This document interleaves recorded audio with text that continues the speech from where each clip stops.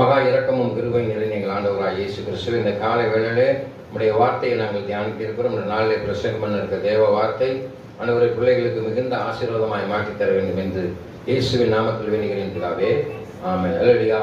இந்த நாளிலே நாம் தியானிக்க இருக்கிற ஒரு தலைப்பு பரிசுத்தம்க்கு இடையூறாக இருக்கிற காரியம். நம்முடைய வாழ்க்கையிலே பரிசுத்த உளைச்சலை, பரிசுத்தத்திற்கு பரிசுத்தம் இல்லாமல் ஒருவனும் தேவனை தரிசிக்க முடியாது என்று வேதவசனம் சொல்லுது. என்ன சொல்லுது? பரிசுத்தம் இல்லாமல் ஒருவனும் தேவனை தரிசிக்க முடியாது என்று சொல்லியிருக்கு. அதனால அதற்கு இடையூறான காரியங்களை இந்த உலகத்துல நம்மளை பரிசுத்தம் இல்லாமல் தேவனோடு தொடர்பு கொள்ள விடாதபடி என்னென்ன தடைகள் இருக்கிறதோ அந்த தடைகளை உடைக்கும்படியாக என்னென்ன காரியம் இருக்கிறது என்பதை குறித்து நாம் தியானிக்கிறோம். விசுவாசத்தை விட்டு விலகுதல். நம்முடைய வாழ்க்கையிலே விசுவாசத்தினாலே நீதிமான் பிழைப்பான். என்ன சொல்லியிருக்குது? விசுவாசத்தினாலே நீதிமான் பிழைப்பான். கலாத்தியர் 2:20 சொல்லியிருக்குது, எல்லா காரியத்திலும் நீ விசுவாசிக்க வேண்டும் என்று சொல்லியிருக்கு. அந்த காரியத்துல இயேசு கிறிஸ்து எனக்காக சிலுவையில் அடிக்கப்பட்டார், அவரோடு சேர்ந்து என்னுடைய பாவம் அடிக்கப்பட்டது, நான் அவரோடு மரித்து உயிர்ந்தேன், என் பாவம் எல்லாம் என்ன செய்யப்பட்டது? கழுவப்பட்டது என்று நீ விசுவாசிக்கணும். நீ விசுவாசித்தால் தேவ மகிமையை காண்பாய். நீ விசுவாசித்தால் எதை காண்பாயா? தேவனுடைய மகிமையை பார்க்க முடியும் என்று சொல்லியிருக்கு. இங்கே நாம் வாசித்து பார்க்கிறோம்.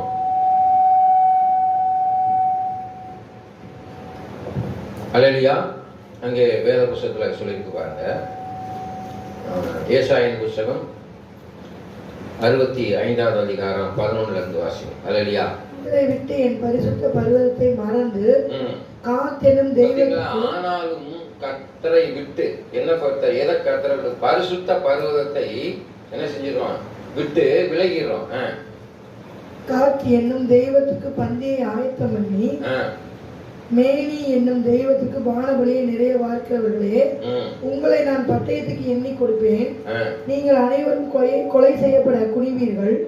நான் கூப்பிட்டும் நீங்கள் மறு உத்தரவு கொடுக்கவில்லை, நான் பேசியும் நீங்கள் கேட்கவில்லை.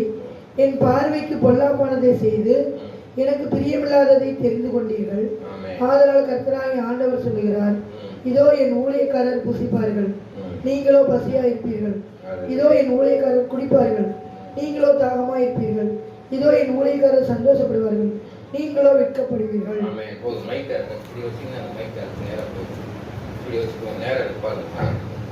அல்லேலூயா.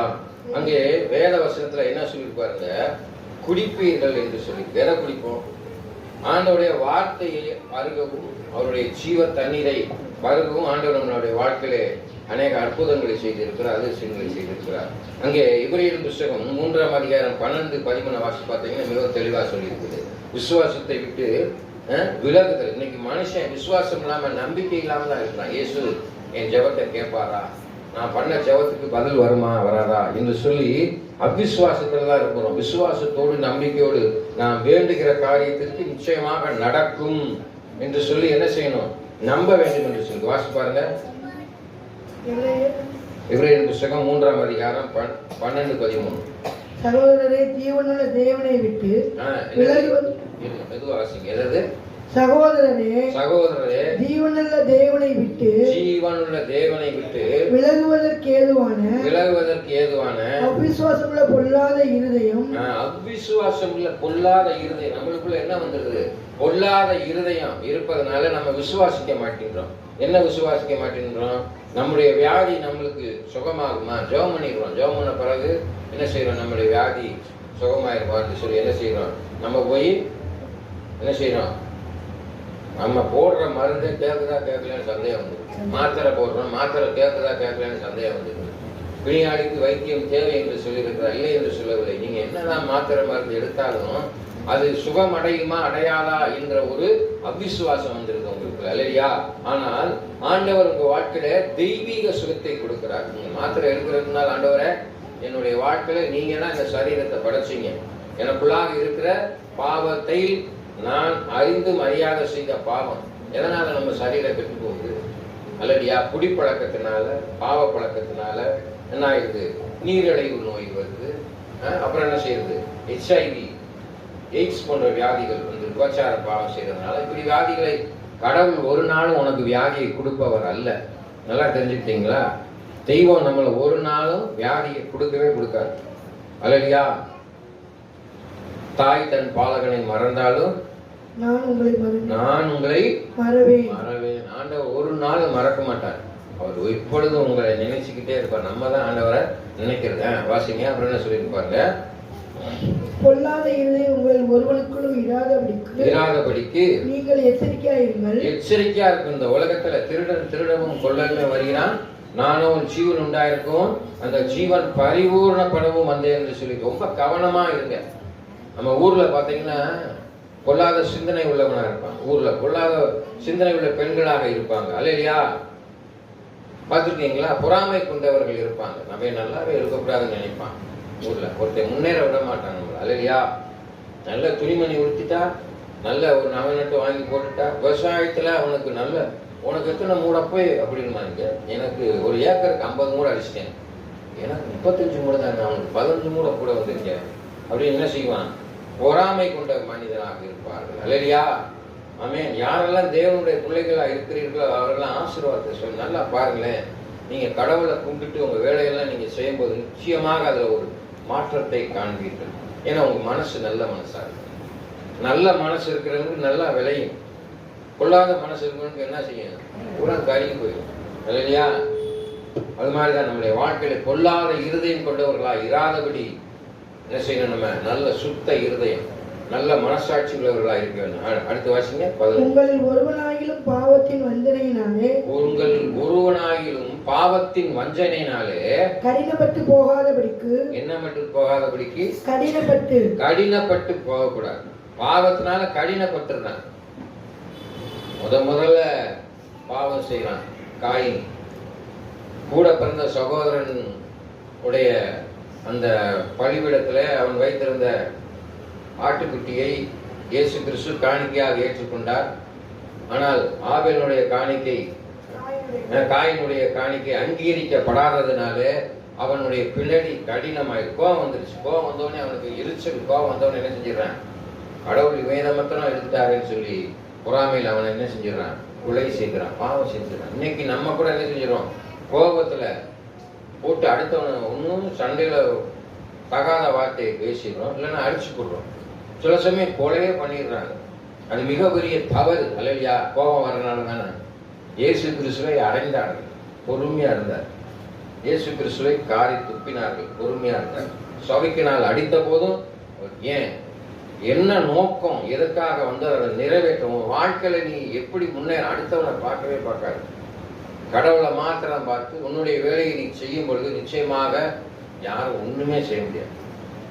இல்லையா?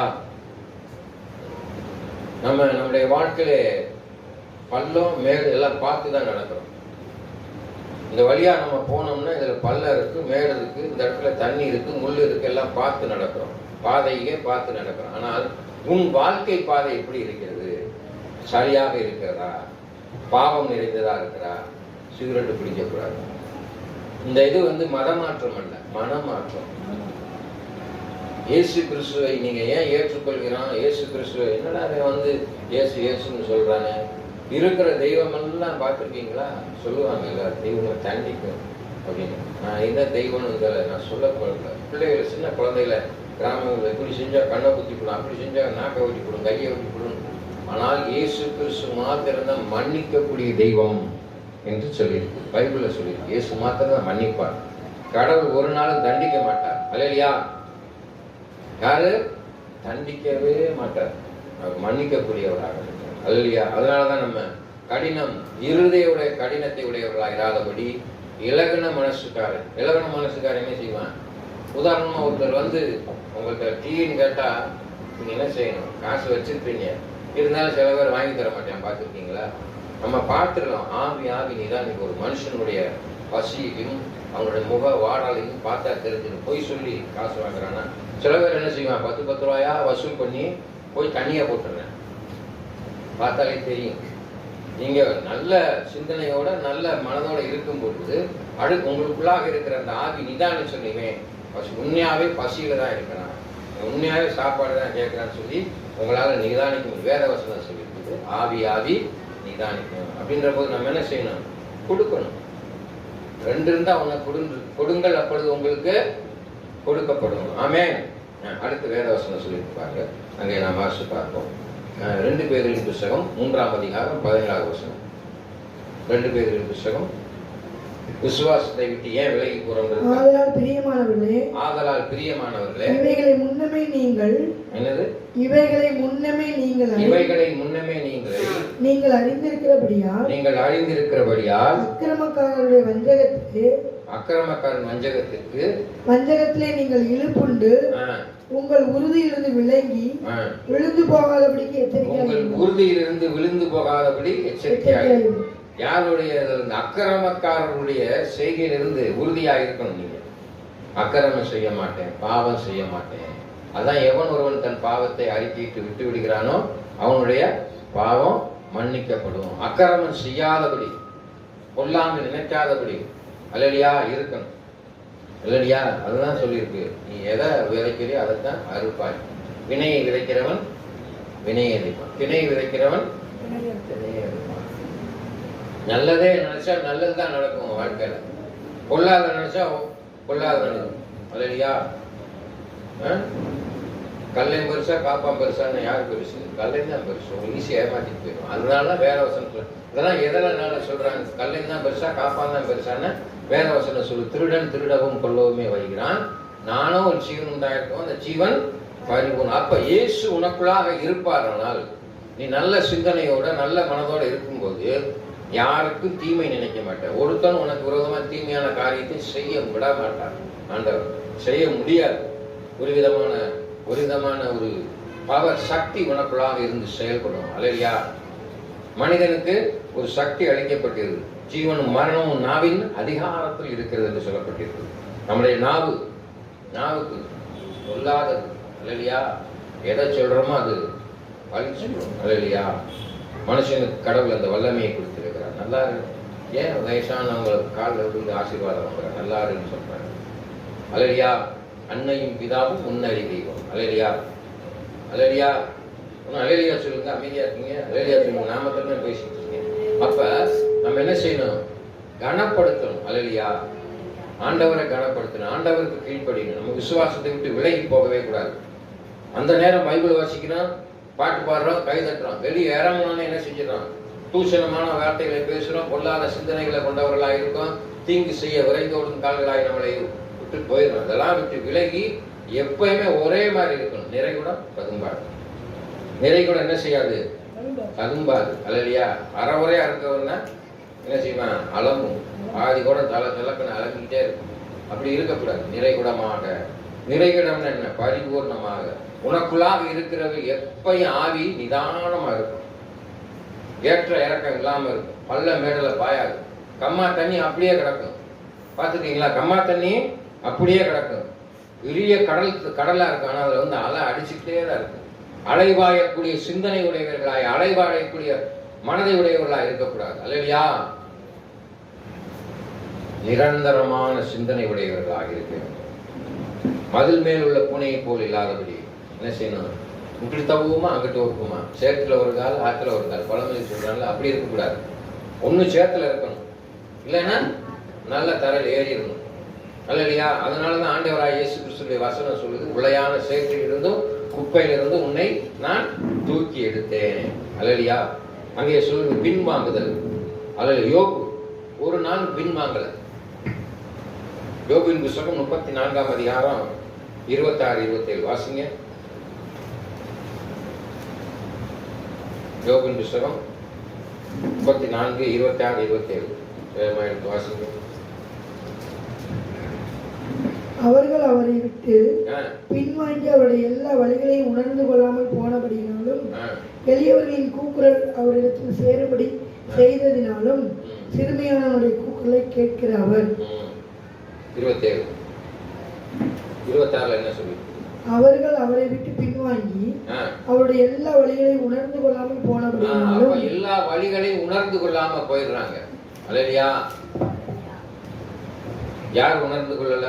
அவர் மனைவி உணர்ந்து கொள்ளல, அவர் பிள்ளையை உணர்ந்து கொள்ளல. யோபு உணர்ந்தார். கடவுள் ஒரு நாள் நம்மளை விட்டு விலக மாட்டார், நம்மளும் கடவுளை விட்டு விலகக்கூடாது. மனைவி கூட என்ன சொன்னார்? தூஷித்து ஜீவனை விடும் என்று சொன்னார். ஆனால் அவர் என்ன செய்யல, ஒரு நாளும் யோபு என்ன செய்யல, ஆண்டவரை தூஷிக்க கடவுள் இல்லைன்னு சொல்லலை. அதனாலதான் யோபுக்கு இரட்டிப்பான ஆசீர்வாதத்தை அங்கே கடவுள் கொடுத்தார். அங்கே வேத வசனம் சொல்லுது பாருங்க, மன்னிக்கவும், கலாத்தியன் புஸ்தகம் 1ஆம் அதிகாரம் 6-7. கலாத்தியன் புஸ்தகம் 1ஆம் அதிகாரம் 6-7 வாசிங்க.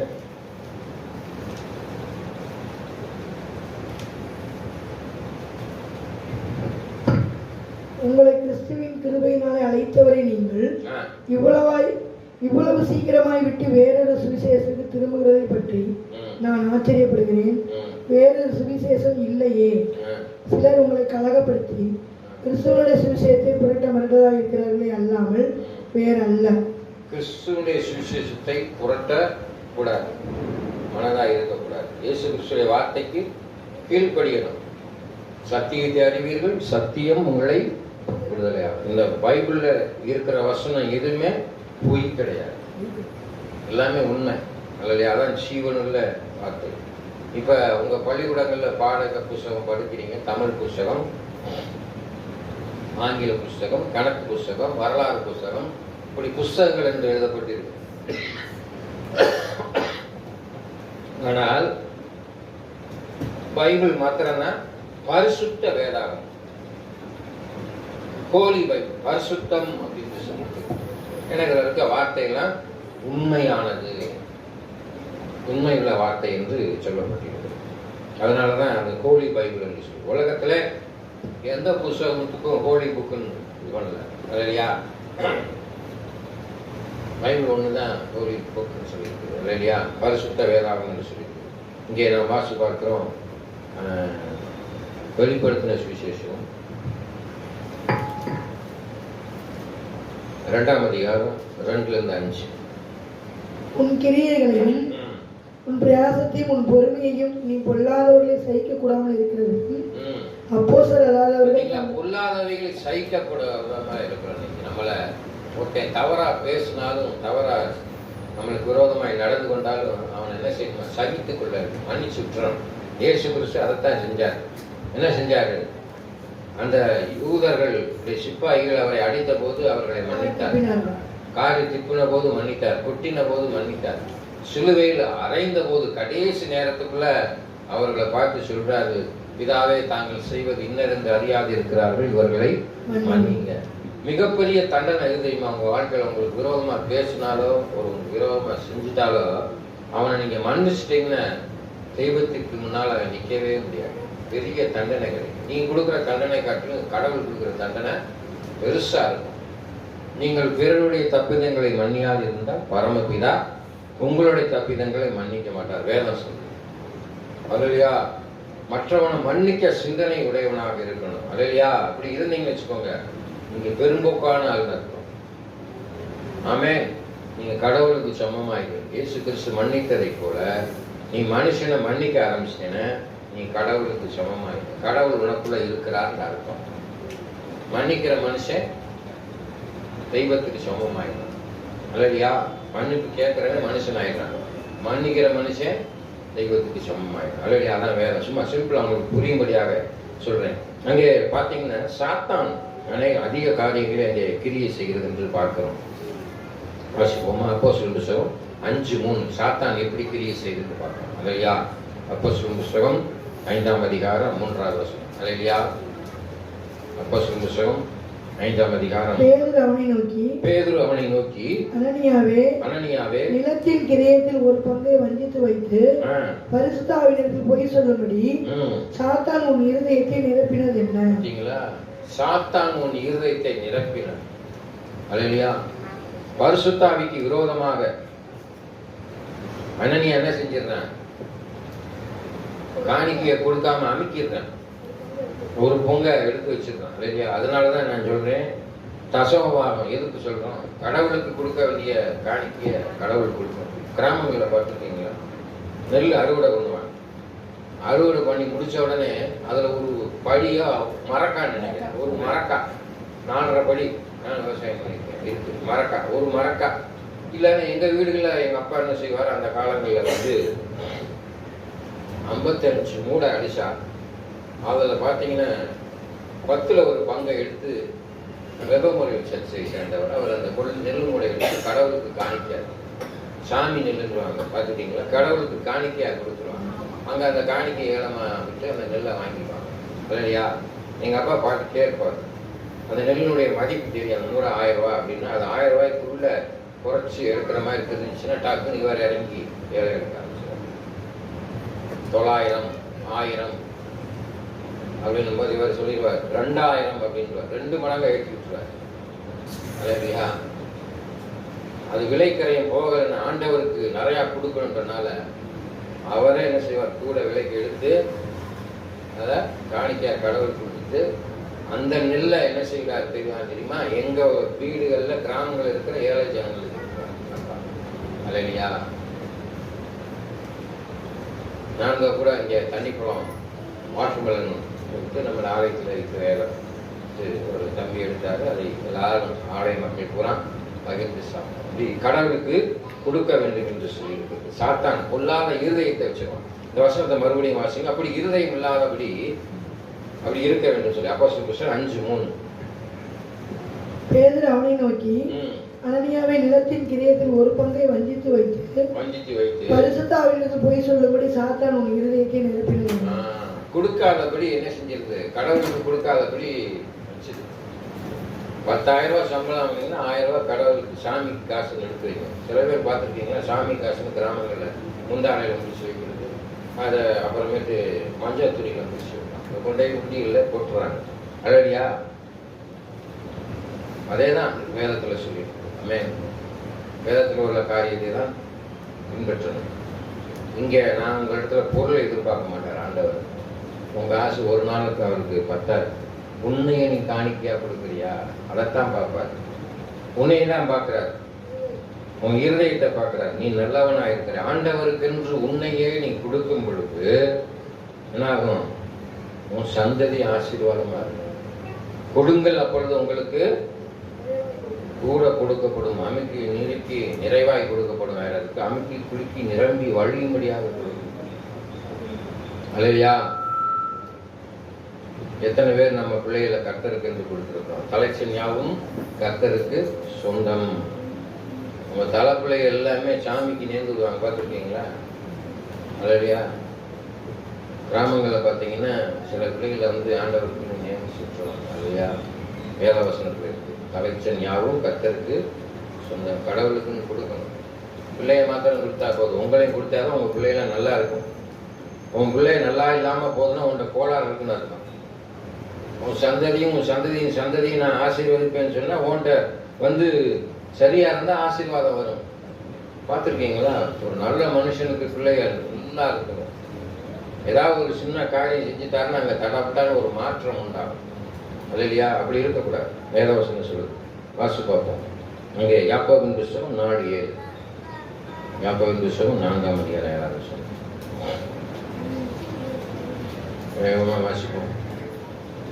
ஆகையால் தேவனுக்கு கீழ்ப்படிந்திருங்கள், பிசாசுக்கு எதிர்த்து நில்லுங்கள். ஆகையால் இது ஒரு சின்ன காரியம் போதும். அதுல தேவனுக்கு கீழ்ப்படிங்க, பிசாசுக்கு எதிர்த்து நில்லுங்க. ஆமென். பாவ பழக்கத்துக்கு விட்டு தள்ளி போயிருங்க. குடி பழக்கத்தை விட்டுருங்க, சிகரெட் பழக்கத்தை விட்டுருங்க, பொம்பளை பழக்கம் இதெல்லாத்தையும் விட்டுட்டு நம்ம என்ன செய்யணும்? கடவுளுக்கு நெருங்கி ஜீவிக்கணும். அது இல்லையா? இன்னைக்கு திருமணம் ஆன கணவன்மார்கள் மனைவிக்கு உண்மையா இருங்க.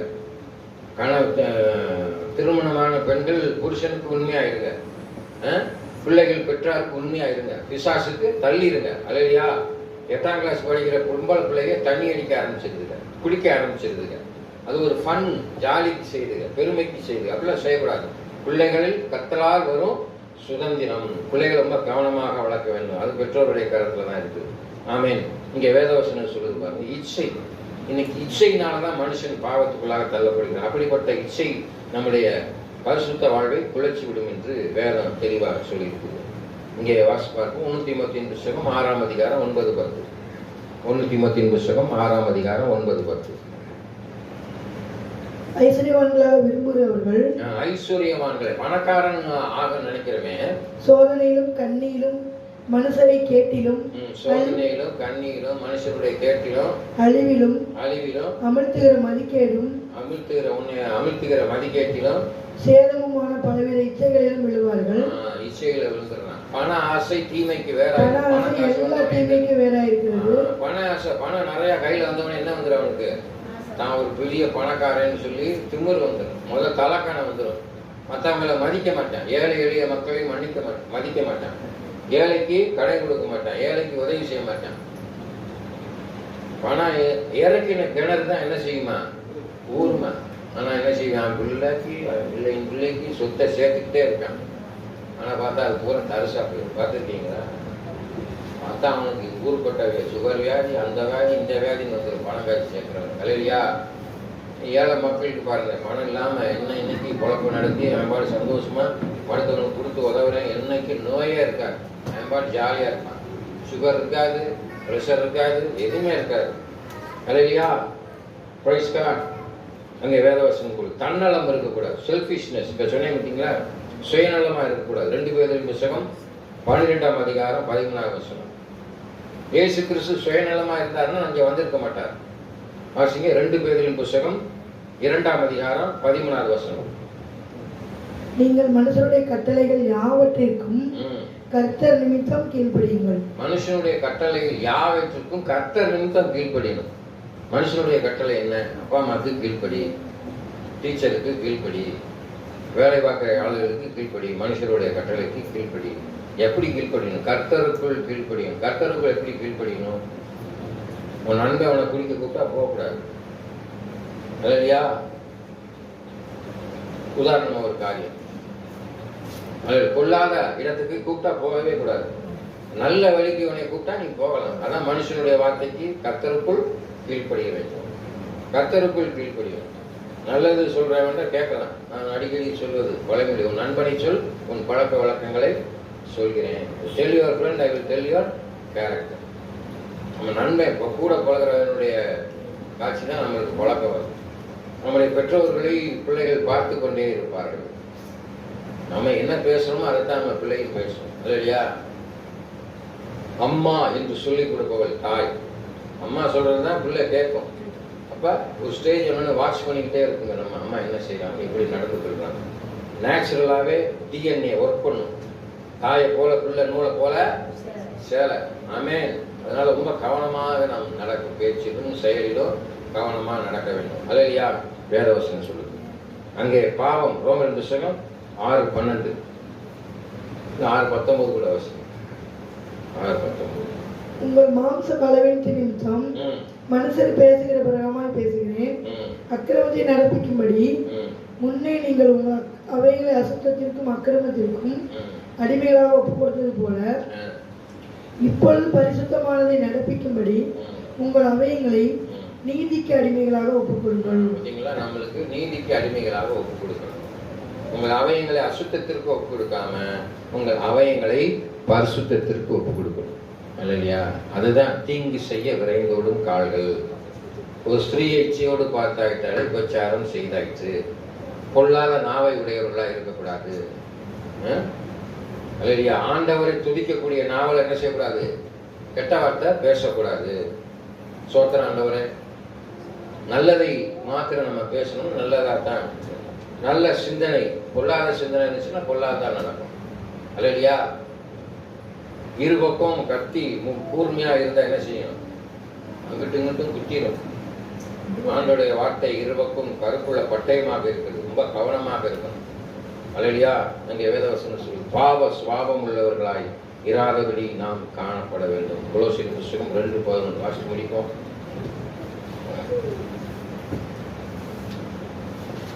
கொலோசியர் புத்தகம் 2ஆம் அதிகாரம் 14 வசனம். அல்லையா? அல்லாமலும் நீங்கள் கிறிஸ்துவை பற்றும் விருத்த சேதனத்தினாலே மாம்சத்திற்குரிய பாவ சரீரத்தை களைந்து விட்டதினால் கையால் செய்யப்படாத விருத்த சேதனத்தை அவருக்குள் பெற்றீர்கள். கையால் செய்யப்படாத இருதயம் விருத்த சேதனம் செய்ததாய் காணப்பட வேண்டும்.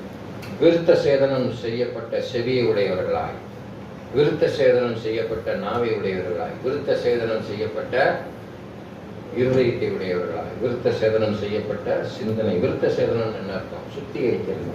அல்லேலூயா. தீயதை கேட்காதே. 3 குரங்கு பார்த்துருக்கீங்களா? காந்தி ஒரு உதாரணம் சொன்னார். கண்ணை மூடி இருக்கும், வாயை மூடி இருக்கும், காதை பற்றி இருக்கும். தீயதை பேசாதே, தீயதை பார்க்காதே, தீயதை கேட்காதே. அல்லேலூயா. இப்போ 4வது ஒரு குரங்கு உட்கார்ந்து செல்போனை பார்க்காதே. 4வது குரங்கு. இன்னைக்கு எல்லாரும் செல்போன் தான் வச்சிருக்கோம். ஊழியக்காரன் என்னையும் சேர்த்தான்னு சொல்றேன். செல்போன் கொண்டாடி இருக்கோ இல்லையோ cellphone it lead us to the sin. நேரத்தை செல்போனில் கழிப்பதை காட்டிலும் உன் வாழ்க்கையிலே உன் பிள்ளைகளுக்காக, மற்றவர்களுக்காக, உனக்காக நீ என்ன செலவழிக்கிற? செல்போன் உன்னை அடிமைப்படுத்தி வச்சிருக்கு பார்த்தியா? போட்டுக்கிட்டு இன்னைக்கு அதிலே உட்காந்து குழப்பிட்டு போயிடும். எல்லாரும் குழப்பம் போயிடுது. ஊழியக்காரன் ஜெபம் செல்போனை தடவிட்டு இருக்கேன். அடுத்து என்ன செய்யறேன்? அடுத்து என்ன நடக்குது இந்த உலகத்துல? சரி பாரு, நியூஸ் பாரு. அதில் நியூஸ் பார்த்து அடுத்தவங்களுக்காக ஜெபம் 24 மணி தடை வருது. அல்லேலூயா. எனக்கு தெரிஞ்சு சில ஊழியக்காரன் கேம் விளையாண்டு, அல்லேலூயா, அதில் யூடியூப்ல போய்கிட்டு பாட்டு பாடிக்கிட்டு அப்படி ஆக்ஷன் இப்படி ஆக்ஷன் அதை இது பண்ணி என்ன அட்வர்டைஸ்மெண்ட் விளம்பரம் செஞ்சுக்கிட்டு இருக்கேன். தன்னை விளம்பரப்படுத்தி கொண்டிருக்கிறான். அல்லேலூயா. ஆண்டவருடைய வார்த்தையை சொல்லு, ஆண்டவருடைய வார்த்தையை சொல்லு. ஒரு நாள் நல்ல ஆண்டவர் சமூகத்தில் நல்ல ஆசீர்வதிக்கப்பட்டிருக்கிறார். பெங்களூர்ல இருக்கிறார். பேச சொல்ல விரும்புகிறார். அந்த ஆள் வீட்டில் பேத்தியை பேசுறது, சோறு திங்கிறது, சிம்மில் போய் எக்ஸசைஸ் பண்ணுறது, இதெல்லாம் உன்னை போட சொன்னாங்க. அல்லேலூயா. ஏழை எளிய மக்களுக்கு என்ன செய்யற? அதை போடு. சர்ச்சில் உன் வசனத்தை போடு. நல்லது செய்யு. 4 பேருக்கு சோறு ஓட்டுறியா? அதை காமி. இது மாதிரி நீங்களும் செய்யுங்க, புண்ணியம் சொல்லு. அதை விட்டுவிட்டு நீ சாப்பிட்றதையும் உன் பேத்தியோட கொஞ்சறதையும் போய் உடம்ப ஆரோக்கியமான வார்த்தை தாங்க உடம்பு. எக்ஸசைஸ் 1 நிமிஷம் பயங்கர பலவானா இருக்கிறேன். மாரடைப்பு செத்து போய் கீழே விழுந்துட்டேன். ஜிம்முக்கு போயிருக்காங்க. இப்போ ஜிம்மில் போகிறவங்க நிறைய பேர் அப்படித்தான் செத்து போயிடறான் சீக்கிரமாக. மாரடைப்பு அல்லேலூயா. ஆண்டவர் உன் ஆயுசு நாட்களில் கொடுக்குறார். வார்த்தை உன்னை காப்பாற்றும். அதான் சொல்லியிருக்கு, ஜீவனும் மரணமும் நாவின் அதிகாரத்தில் இருக்கு. நானே வழியும் சத்தியும். இங்கே பார்ப்பான், பேசக்கூடாது. ஜீவன் கொடுக்கிறவர் ஆண்டவர். அல்லேலூயா. இப்போ புரிஞ்சுக்கிட்டீங்களா? கண்களை மூடி ஜெபம் செய்வோம். மகா இரக்கமும் கிருபையும் நிறைந்த எங்கள் ஆண்டவராக இயேசு கிறிஸ்துவே, இந்த கால வேளையிலே ஆண்டவரே, நாங்கள் ஜெபத்திற்கு எங்களுடைய பரிசுத்தத்திற்கு இடையாக இருக்கக்கூடிய காரியங்களை குறித்து தியானித்து வந்தோம். பரிசுத்த அவர் கொலைச்சலை உண்டு பண்ணுகிற எல்லா காரியத்திலும் எங்களை விலக்கி காத்துக்கொள்ளுங்க. இந்த உலகத்திலே பரிசுத்தம் இல்லாமல் ஒருவனும் தேவனை தரிசிக்க முடியாது, கடவுளை பார்க்க முடியாதுன்னு சொல்லியிருக்கிறீங்க. ஆண்டவரே, இந்த நாளிலே இங்கே வந்திருக்கிற ஒவ்வொரு தேவ பிள்ளைகளையும் பரிசுத்தப்படுத்துங்க. பரிசுத்தத்தோடு வாழும்படியாக சிந்தனையிலே, பேச்சிலே, செயலிலே, எண்ணங்களிலே, நடத்தையிலே பரிசுத்தமாய் ஜீவிக்க எங்களுக்கு உதவி செய்யுங்க. இயேசு கிறிஸ்து எங்களுக்குள்ளாக இருந்து எங்களை நடத்த வேண்டும் என்று மீட்பரும் முயற்சியுமாக இருக்கிற இயேசு கிறிஸ்து நாமத்தில் வேண்டுகிறேன். ஆமென். என் ஆத்துமாவே கர்த்தரை சோதரி, என் முழுமையான பரிசுத்த நாமத்தை சோதரி, என் ஆத்துமாவே கர்த்தரை சோதரி, கர்த்தர் செய்த சகல வாங்கிய மனவாதே. ஆமென். நம் ஆண்டவராகிய இயேசு கிறிஸ்துவின் கிருபையும் பிதாவாகிய என்னுடைய அன்பும் பரிசுத்த ஆவியானவரின் நினைவும் இப்பொழுதும் எப்பொழுதும் சதா காலம் இருப்பதாக. ஆமென். கர்த்தர் தாமே உங்களை ஆசீர்வதிப்பார்.